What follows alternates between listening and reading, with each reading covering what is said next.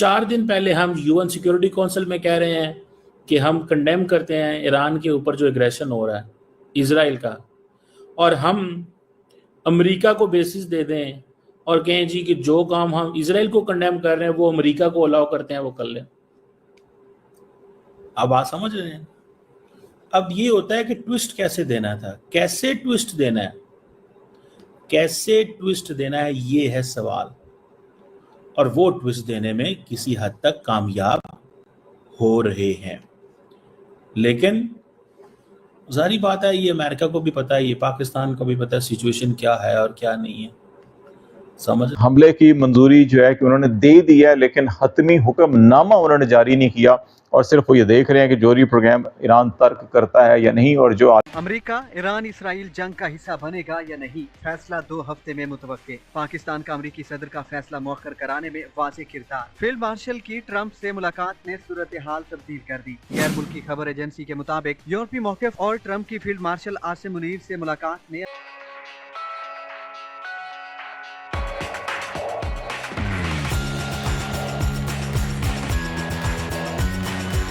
नमस्कार दोस्तों, जब से आसिम मुनीर ने ट्रंप से मुलाकात की है तब से लगातार यही चर्चा चल रही है कि पाकिस्तान अमेरिका को एयरबेस देने वाला है, क्योंकि ट्रंप ने ऐलान भी कर दिया है कि वह अगले कुछ हफ्तों में ही ईरान पर हमला कर सकता है। यही कारण है कि जिस तरह से पाकिस्तान के एयरबेस की अमेरिका को काफी ज्यादा जरूरत है और ट्रंप ने आसिम मुनीर से मुलाकात करके वो हासिल कर लिया। यही कारण है कि अमेरिका अब ईरान के साथ जंग में जाने की पूरी तैयारियां कर चुका है, क्योंकि पाकिस्तानियों को सिर्फ डॉलर चाहिए, चाहे वो ईरान हो या फिर मुस्लिम उम्मा हो। ये इस वक्त सबसे बड़ी top news, top of the top news चल रही है। और इस न्यूज को जो मेजर सोर्स है बात करने वाला, वो बेसिकली ये डेली गार्डियन, एक आई थिंक बरतानवी अखबार ही होगा और कौन होगा, उन्होंने ये स्टोरी की और उन्होंने ये कहा जनाब कि डेली गार्डियन में है, बरतानवी भी नहीं है, शायद इंडियन है, और एक शायद हमारा अपना जाना पहचाना फर्स्ट पोस्ट एंड देन 2-4 और। ये बात कर रहे हैं जी पाकिस्तान ने मिलिट्री बेसिस मांग ली है उन्होंने। देखिए पाकिस्तान मिलिट्री बेसिस क्या देगा, क्या देनी चाहिए, ठीक है ना जी, क्या देनी चाहिए सवाल है ना एक पहले, कि नहीं देनी चाहिए, पाकिस्तान को इससे क्या मिलेगा और क्या नहीं मिलेगा। देखें अमेरिकन बहुत स्मार्ट हैं, वो इतने स्मार्ट हैं कि मेरी और आपकी जो सोच है ना, वो बहुत लंबा सोचते हैं। उनके पास मीन्स बहुत ज़्यादा हैं, उनके पास रिसोर्सेज बहुत ज़्यादा हैं, उनके पास बहुत कुछ है। दे नो क्या करना है और क्या नहीं करना। समझ रहे हैं बात को? मुझे सिर्फ इतना बता दें, जिस अमेरिका की पूरे के पूरे मिडल ईस्ट के अंदर बेसिस हों, पूरे के पूरे मिडल ईस्ट, कोई एक नहीं, पूरे के पूरे मिडल ईस्ट के अंदर, आप क्या समझते हैं कि आप उसको चाहिए कुछ? जिस मिडल ईस्ट की, वो जैसे कहते हैं ना, पूरे के पूरे मिडल ईस्ट में अमेरिका की बेसिस है, लेकिन उनको पाकिस्तान की बेसिस चाहिए। अब ये थोड़ी सी स्टोरी है जो पिच की जा रही है। देखिए पाकिस्तान जो यूएन सिक्योरिटी काउंसिल में ये कह रहा है कि हम अमेरिका इसराइल का जो एग्रेशन है ईरान के ऊपर, उसको कंडेम करते हैं। 4 दिन पहले हम यूएन सिक्योरिटी काउंसिल में कह रहे हैं कि हम कंडेम करते हैं ईरान के ऊपर जो एग्रेशन हो रहा है इसराइल का, और हम अमेरिका को बेसिस दे दें और कहें जी कि जो काम हम इसराइल को कंडेम कर रहे हैं वो अमेरिका को अलाउ करते हैं वो कर लें। अब आप समझ रहे हैं? अब ये होता है कि ट्विस्ट कैसे देना था, कैसे ट्विस्ट देना है, कैसे ट्विस्ट देना है, ये है सवाल। और वो ट्विस्ट देने में किसी हद तक कामयाब हो रहे हैं। लेकिन जारी बात है, ये अमेरिका को भी पता है, ये पाकिस्तान को भी पता है सिचुएशन क्या है और क्या नहीं है। समझ रहे हैं आप? मुझे ज़ाती तौर पे ये लगता है, what I understand and what is my उसकी वो जो एक पूरी की पूरी होती है, मुझे नहीं लगता कि ऐसी कोई बात है। और पाकिस्तान अब वो माजी का पाकिस्तान नहीं है। This is not a Pakistan. जो माजी का पाकिस्तान हो, अमेरिका आएगा कि बेसिस दे देंगे, ये कर देंगे, वो कर देंगे, क्यों जी? ठीक है ना जनाब? सो ये चीज़ है, ये एक नई चीज़ है जिसको थोड़ा समझें आप। कभी भी ऐसे नहीं हो सकता, नेवर एवर, नेवर एवर, कभी भी ऐसे नहीं हो सकता कि पाकिस्तान जो है वो ईरान के खिलाफ, किसी मुसलमान मुल्क के खिलाफ बेसिस दे।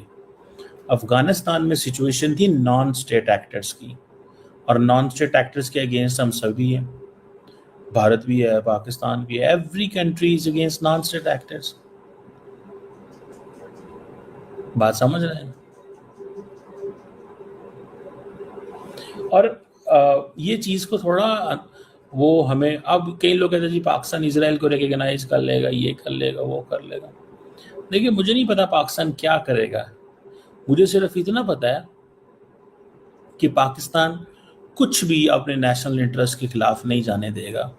और ये बात आपको पता है, हमेशा ये बात आपको पता है, हमेशा हमारे जो दोस्त हैं अमेरिका के अंदर और पूरी दुनिया के अंदर, वो मानते हैं इस चीज़ को। सफारतकारी इस समय चल रही है, वो उसके नताइज का इंतजार कर रहे हैं। अदरवाइज उन्होंने ये मंजूरी दे दी है कि हम हमला करेंगे, लेकिन कब करेंगे इसका हतमी हुक्मनामा जो वो जारी होना है, जिस पर डोनाल्ड ट्रंप ने सोशल मीडिया पे ही वॉल स्ट्रीट जर्नल को जवाब दिया और कहा कि वॉल स्ट्रीट जर्नल को आइडिया ही नहीं है कि ईरान के मामले में मेरे ज़हन में क्या चल रहा है। तो ये सारी चीज़ें चल रही हैं जनाब।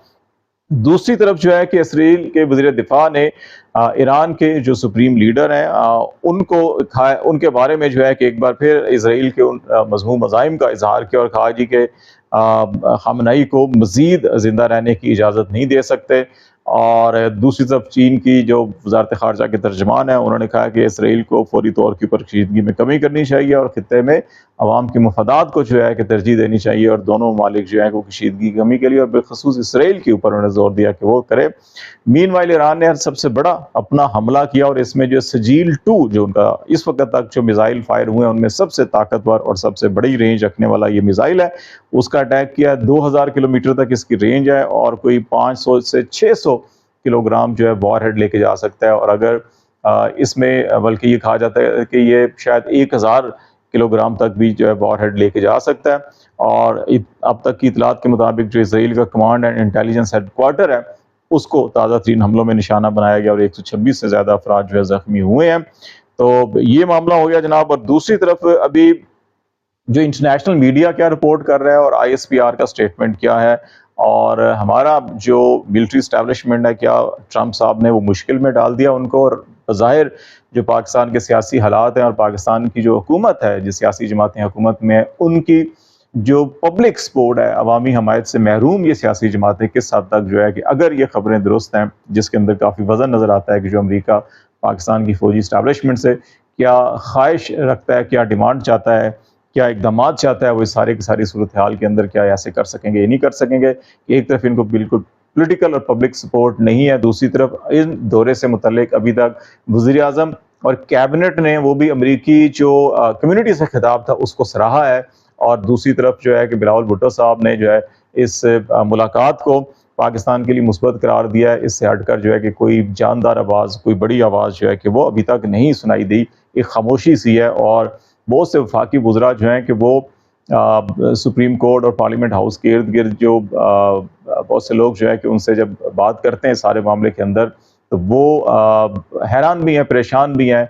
और उनको ये दिखाई देता है कि ये अब पॉलिटिकल जो लीडरशिप है या पॉलिटिकल गवर्नमेंट है वो बिल्कुल पस मंज़र में चली गई है। सियासी नाकामी है, पार्लिमानी नाकामी है। अभी हमारा वफ्द अमेरिका गया था, वो अमेरिका में बिलावल भुट्टो की सरबराही में ये वफ्द गया था। आपकी क्या राय है, कमेंट करें और शेयर करें। यदि आप चैनल पर नए हैं तो चैनल को सब्सक्राइब करें। वीडियो पसंद आए तो लाइक, कमेंट, शेयर करें। जय हिंद, वंदे मातरम।